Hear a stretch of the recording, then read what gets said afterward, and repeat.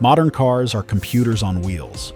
When something goes wrong, you need a dealer, special software, and a 3-week wait. These 8 cars need none of that.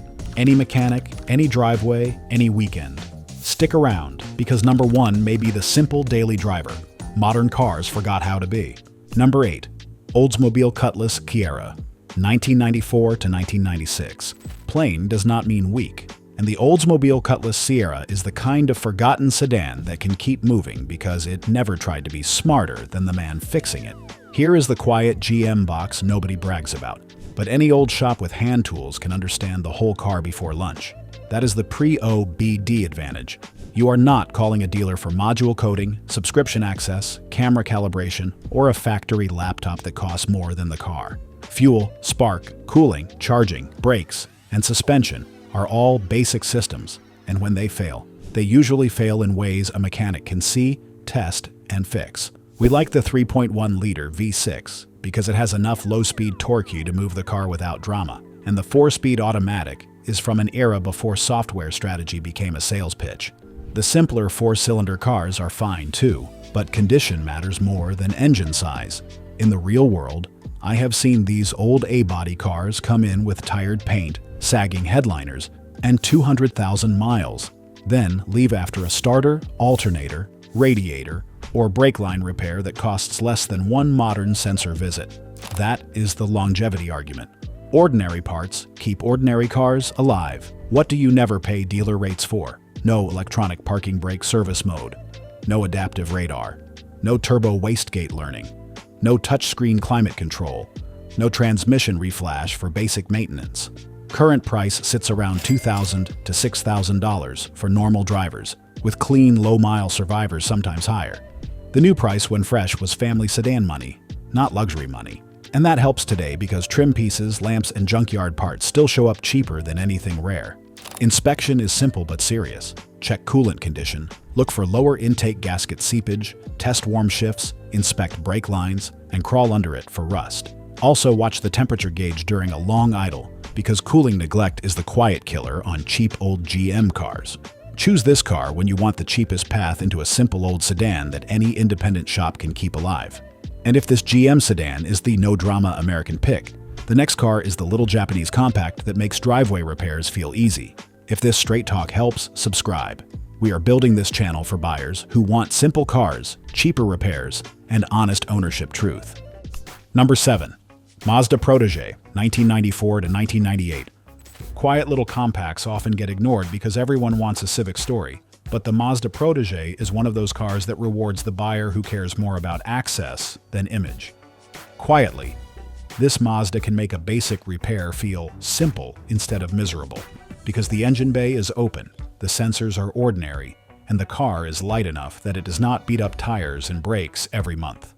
The 1994 and 1995 Protege models give you the cleaner pre-OBD feel, while the 1996 through 1998 cars are OBD2, but still basic enough that a simple scanner and hand tools handle normal problems without dealer drama. A basic scanner handles the later cars, and the older ones are still simple enough for a good multimeter, a manual, and patience. You are not paying dealer rates to code a battery, update a body control module, reset a steering angle sensor after every small job, or chase 10 warning lights after 1 week battery. We target the 1.5 or 1.8-liter 4-cylinder, and I like the manual transmission when the clutch feels strong because it keeps the car cheaper and more direct. The automatic can work if the fluid is clean and the shifts are smooth, but burned fluid is a warning, not a bargaining game. Longevity comes from lightweight and low stress. Less mass means fewer brake jobs, cheaper tires, and less strain on mounts, axles, and suspension. That also makes it a good learning car, because brakes, belts, plugs, hoses, and sensors are not buried under plastic shields and dealer nonsense. Compared to an old Civic, a clean Protege can be cheaper because the Honda crowd already pushed those prices up. The current price is usually about $2,500 to $6,500 for usable drivers, with tidy survivors above that. Check timing belt history. Look hard for rocker rust and rear rust. Test idle quality, and drive it long enough to confirm warm shifts. Also listen for engine mount vibration, because little cars reveal neglect through shakes and rattles. If the rear quarters are bubbling or the floor feels soft, walk away, because rust eats the savings faster than repairs ever will. Choose this car when you want a cheaper, easy service commuter that rewards basic maintenance and does not need dealership babysitting. If the Mazda is the driveway learning car, number 6 is the fuel saver that makes modern hybrid bills look silly. Number 6, Toyota Tercel, 1995 to 1998. Tiny, plain, and almost laughably honest, the Toyota Tercel saves money because there is barely anything under the hood waiting to punish you. This is the old economy car lesson modern buyers forgot. A useful car does not need drive modes, direct injection, electric brake boosters, turbo plumbing, hybrid cooling loops, or a dashboard that argues with your phone. It needs to start, steer, stop, sip fuel, and get you home without a dealer appointment. The Tercel came from the last wave of simple Toyota commuters, and even the early OBD years feel basic beside today's rolling computers. You never pay dealer rates for head unit programming, camera calibration, battery coding, push-button start trouble, throttle relearns, or software that locks a normal repair behind a password. The 1.5-liter four-cylinder is not glamorous, not quiet, and not quick, but it is cleaner to work on than most newer compact cars. With a manual transmission, it feels like the purest cheap car here. With the conventional automatic, it can still live a longer life if the fluid is clean, shifts stay smooth, and the cooling system has not been ignored. Longevity comes from smaller parts doing smaller jobs.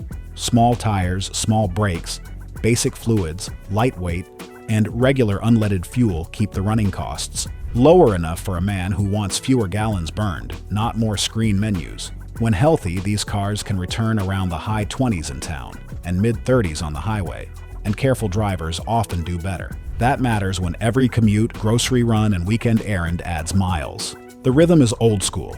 Oil, coolant, belts, plugs, tires, brakes, and timing belt service. None of it needs a service writer selling you a diagnostic package before the hood even opens. Current price is usually about $3,000 to $7,500, with rare clean survivors climbing higher, because buyers finally noticed old Toyota simplicity. Inspection is simple, but do not get lazy. Check oil leaks, timing belt history, rust at the rockers and rear suspension areas, cooling fan operation, and highway tracking. If it wanders, shakes, overheats, or smells hot, the badge will not save you. I would rather buy an honest, ugly Tercel with receipts than a shiny one with mystery heat damage. Also, test the heater, because weak heat can point toward coolant neglect. That kind of control is what modern complexity keeps taking away today. Choose this car when fuel cost, simple repairs, and Toyota parts access matter more than comfort, speed, or image. But if you want old-school comfort instead of small car noise, number 5 is the big couch no modern screen can copy. Number 5. Buick Roadmaster, 1994 to 1996. Big comfort does not have to mean electronic pain, and the Buick Roadmaster proves that an old American cruiser can feel plush without locking you into modern luxury repair traps. Long before every big car needed a touchscreen brain, this Buick gave you a long wheelbase, soft seats, rear-wheel drive balance, normal brakes, normal steering, and GM parts that old mechanics still recognize. The 1994 and 1995 Roadmaster give you the cleaner pre-OBD feel, while the 1996 car is OBD2, but all 3 years still keep the important stuff: mechanical, accessible, and independent shop-friendly. Engine, transmission, cooling system, brakes, suspension, and steering can be handled by independent shops without dealer permission. You are not paying dealer rates for subscription equipment, adaptive cruise calibration, infotainment modules, electronic parking brake resets, or security programming every time a battery gets weak. Target the 5.7-liter LT1 V8 with the 4-speed automatic, because that engine gives the car effortless highway pull. It is not fuel sipping, so we stay honest. This is not the choice for the guy counting every gallon. It is the choice for the guy who wants silent highway miles, big seats, trunk space, and a drivetrain that feels unstressed at 70 miles per hour. Longevity comes from that relaxed workload. A big V8, barely working, can outlast a little turbo engine screaming through every merge. The warning is real though. OptiSpark condition matters, cooling system health matters, transmission feel matters, and rust can ruin the whole deal. Sedans can still show up around $4,000 to $10,000, while wagons are more collectible and often run $8,000 to $18,000, depending on condition. That wagon space is tempting, but do not pay collector money for a tired hauler with rotten brake lines and dead power windows. Inspect coolant leaks around the front of the engine, test warm shifts, check brake lines and frame rust, and make sure every window, lock, and seat function works. A cheap luxury feature is still costly when it fails. Also, check the rear suspension and steering play, because a floating ride should feel stable, not sloppy or scary. One shop memory sticks with me. A Roadmaster owner once complained about a rough idle, expecting computer trouble, and the fix was old plug wires, a cap issue, and basic maintenance. That is the whole point. The car was not confused, the owner was not trapped, and the repair did not need a dealer bay, a password, or a service plan to get the big Buick driving smooth again for another long, honest highway season. Choose this car when you want old-school comfort, simple GM parts, and highway strength without modern dealer software. The Roadmaster is the big comfort play, but number 4 is the cheap plastic body survivor that parts stores still remember. Subscribe if you want reliable picks, real years, and honest repair warnings before a shiny listing turns into costly regret. Number 4. Saturn S-series, 1995 to 2002. Forget the badge for a minute, because the Saturn S-series is cheap for the wrong reason, and that reason is memory, not weakness. People remember the plastic panels, the odd dealer network, and the brand disappearing, then they miss the useful part. These cars were built before small commuters turned into rolling software boards, and even the later OBD2 cars stay simple enough for a basic scanner, hand tools, and a patient Saturday. The 1995 cars still feel old school, while the later cars give you easy code reading without the modern nonsense. You are not paying dealer rates for electronic parking brake resets, adaptive headlights, software-locked modules, active suspension, camera alignment, or some complicated climate network that turns a fan problem into a mortgage payment. Most failures are normal car failures, such as sensors, mounts, alternators, starters, hoses, radiators, brakes, wheel bearings, and suspension pieces. That is why backyard guys still like them. The 1.9-liter four-cylinder is not fancy, but it is light, cheap, and easy to reach. The manual transmission is the best long-term play because it keeps the car lighter, simpler, and more honest. The automatic can work, but it needs clean fluid and smooth shifts, not excuses. Longevity comes from cheap parts and low weight, but here is the big warning. These engines can use oil. A Saturn with a dry dipstick is a dying Saturn, and no speech from a seller fixes that. If you check oil often, keep coolant healthy, and do basic maintenance, they can run far longer than their price suggests. The polymer body panels help with dents and parking lot damage, but the structure underneath can still rust, so do not get fooled by shiny plastic. Current price is usually about $2,500 to $6,500, with cleaner, low-mile cars around $7,000 or more. The new price was economy car money, which helps today because nobody expects luxury treatment. In the shop, the good ones usually have the same story. An owner who checked the dipstick, changed coolant, and fixed little leaks before they became damage. The bad ones smell hot, idle roughly, and have owners who say oil use is normal while the engine is starving. Inspection is simple, but serious. Check oil level before startup. Watch the temperature gauge. Check engine mounts. Inspect the subframe. And look around the rear door sills for rust. Drive it over rough pavement and listen for loose front-end noises, because cheap cars hide their truth in bumps. Test the heater fan, wipers, headlights, and charging voltage, because small electrical problems still matter on a dark, rainy commute. Choose this car when you want dirt-cheap parts, simple repairs, and a commuter that does not need a dealer for anything normal. If Saturn is the cheap parts car, number 3 is the brick-shaped wagon that hauls real life like a stubborn old truck without being one. Number 3. Volvo 940, 1993 to 1995.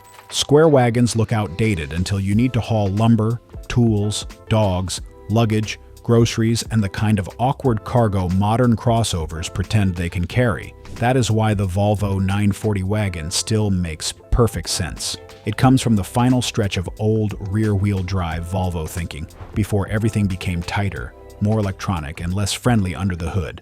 Open the hood, and you can actually see the engine, the belts, the hoses, the ignition parts, and the cooling system. That sounds small until you have paid a modern shop to remove half a plastic nose just to reach something simple. The naturally aspirated B230F red block 4-cylinder is the safe pick if you want maximum simplicity. Turbo versions are quicker and fun, but they add heat, hoses, and owner abuse risk. The automatic transmission is tough when serviced, and the rear-wheel drive layout keeps repair access honest. You are not paying dealer rates for sensor coding, radar calibration, electronic shifter programming, all-wheel drive modules, touchscreen climate controls, or subscription features. A normal independent shop can handle timing belt service, water pump work, brakes, suspension, ignition, cooling, and vacuum leaks without calling headquarters. The longevity argument is simple. The engine is understressed, the car is boxy, and the platform was built for steady miles, not showroom drama. It is not fast, but speed is not the point. Survival is the point. A well-kept 940 can feel stable at 70 miles per hour, swallow cargo through that big square hatch, and still make sense for a man who wants utility without modern dealer dependency. Current price runs about $4,500 to $10,000 for decent drivers, with clean turbo wagons and rare manuals higher. That sounds high for an old wagon, but compare it to a modern crossover with turbo problems, screen failures, and dealer scan bills, and the math starts looking different. The wagon body is the real working man's advantage. You get a long flat load floor, a big opening, and square sides that actually use the space. No sloped roofline stealing inches. No tiny fashion hatch. Just an honest room. It can carry tools one day, family bags the next, and still park like a car instead of a pickup. Inspect timing belt and water pump history. Look for coolant leaks, vacuum leaks, old wiring issues, worn suspension bushings, and rust in floors, rockers, and rear cargo areas. Check the tailgate wiring too, because old wagons flex and age. Make sure the heater works, because neglected cooling systems show up fast in cold weather. I also want a cold start, a full warm idle, and a highway run, because a red block should feel steady, not shaky, smoky, or tired. Choose this car when you want cargo space, old school access, and a long life engine without modern dealer dependency. And if the Volvo is the practical brick, number 2 is the luxury car with one of the toughest engines ever put in a sedan. Number 2, Lexus LS 400, 1990 to 1994. Luxury usually means expensive trouble, but the first Lexus LS 400 was built as Toyota walked into the room with something to prove. This is not modern luxury, where a dead screen can trap your heater controls, a battery swap can create warnings, and every little function feels tied to a dealer's laptop. The early LS gives you power, silence, and comfort before luxury cars became locked behind software walls. Yes, it has electronics, and yes, old electronics still need checking, but the main car is mechanical in the way a good shop understands. The 1UZFE 4-liter V8 is the whole legend. It is smooth, quiet, and understressed, built with the kind of Toyota overkill that made the brand famous. The automatic is strong when serviced. The cabin is silent when cared for, and the car can still cruise at highway speed like it is not trying. That is what survival looks like. A modern luxury sedan may be faster, but when it needs air suspension programming, screen work, network diagnosis, radar calibration, and dealer software, the ownership math gets ugly. What do you never pay dealer rates for here? No subscription activation, no touchscreen replacement, just to control heat. No adaptive cruise calibration, no electronic parking brake service mode, and no software-locked repair path for ordinary work. The timing belt is the big adult conversation. It needs proof. A missed timing belt does not make the car junk, but it changes the price, because the belt, water pump, seals, and related service cost real money. I would rather buy one with faded paint and a timing belt folder than a shiny one with no records. The current price is about $5,000 to $13,000 for most drivers, with rough ones cheaper and pristine, low-mile cars much higher. The reason I still respect it is simple. The engine does not feel fragile. It feels like it was built for long interstate miles, hot summers, and owners who kept fluids fresh. The cabin also matters. A quiet car makes every commute easier, and it gives you that old luxury feeling without modern subscription headaches. But do not buy blindly. Old Lexus parts can still cost real money, especially suspension pieces, tires, and neglected electrical items. Inspect power steering leaks, suspension wear, old tires, every window, seat, lock, climate function, and transmission shift feel. Look underneath for rust and leaks, because Lexus quality does not stop time. Check the trunk for moisture, because water leaks destroy electronics and turn a good car into a mystery. Choose this car when you want old-school luxury, a legendary V8, and Toyota durability without modern dealer software. But number one is not here because it is fancy. It is here because it takes daily miles like a machine built by people who still respect mechanics. Number 1. Nissan Maxima, 1995 to 1999. Hidden in plain sight, the fourth-generation Nissan Maxima is the sleeper sedan people forgot, and that is exactly why smart buyers should still pay attention. It lands in the sweet spot we love, modern enough to drive well, old enough to avoid the dealer dependency mess. You get early OBD simplicity, real power, normal service access, and a car that does not need a software login to stay alive. A basic scan tool, a multimeter, hand tools, and a mechanic who knows old Nissans can handle most problems. No CVT, no turbo, no electronic parking brake, no giant infotainment brain, no subscription features, no dealer permission is required just to keep a sedan on the road. The VQ30 DE 3-liter V6 is the heart of the argument. It made a strong power for the era, but more importantly, it made that power without feeling strained. Normal commuting feels easy because the engine has reserve. That is why these cars could handle brutal daily miles without feeling used up at 150,000 miles. The GXE, SE, and GLE trims all make sense if the history is clean. The 5-speed manual is the driver's pick, but a conventional 4-speed automatic with clean fluid and smooth warm shifts can be a great daily. Running cost is not Tercel cheap, but the Maxima gives more comfort, stronger highway manners, better seats, and still avoids the modern repair traps that scare owners away from newer used sedans. Compare it to a modern bargain sedan with direct injection, turbo heat, CVT drama, electric parking brakes, and expensive emissions parts, and the old Maxima starts looking smarter, not older. The current price usually runs about $3,000 to $7,500 for normal drivers, with clean manuals and low-mileage examples higher. What I like is how ordinary the service path stays. Spark plugs are not a dealership event. Brakes are not software theater. Struts are not a calibration job. Sensors can be tested, replaced, and confirmed without begging a service advisor for an appointment 3 weeks out. That matters to a man who needs the car Monday morning, not someday after a module arrives. One more check on the Maxima. Do not ignore cooling health. The VQ can live a long time, but heat will ruin any aluminum engine. Watch the temperature gauge during a long idle. Confirm both fans kick on. Look for dried coolant near hoses, and make sure the heater blows hot at speed and at idle. If the seller says it only runs warm in traffic, that is not character. That is damage. I also like a quiet highway run, because tired wheel bearings, worn struts, and bad tires show themselves above 60 miles per hour. A good Maxima should feel stable, planted, and relaxed, not nervous. Inspect valve cover leaks, timing chain noise, engine mounts, cooling fans, suspension, rust, and warm transmission shift. Check ignition coils and power steering leaks too, because age finds every weak spot. Avoid overheated cars, modified cars, and sellers who cannot explain maintenance. Choose this car when you want a strong early OBD sedan that handles daily miles without asking a dealer for permission. It earns number 1 because the mix is right. Power, comfort, parts support, simple diagnosis, and real durability. It does not feel fragile, it does not scare old mechanics, and it reminds us why simple machines lasted longer than complicated promises. If you owned one of these, you already know.